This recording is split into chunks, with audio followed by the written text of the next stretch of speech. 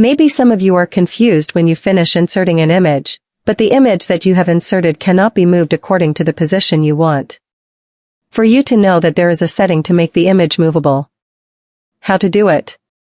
The method is very easy. Watch this tutorial until the end to find out how. Before that, don't forget to subscribe to this channel and like this video if you like it. Done? Thank you. First of all, insert the image in Microsoft Word, then you click on the image and the layout option will appear in the upper right corner of the image. You click on the layout option and several options will appear. Select behind text or in front of text. Then the image will be easy for you to move to the position you want.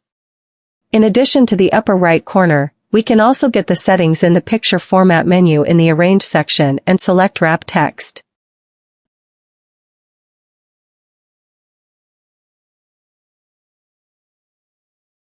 Or we can also get it by right-clicking the mouse and selecting Wrap Text. How easy, right? Hopefully this tutorial can be useful for all of you. See you in the next video.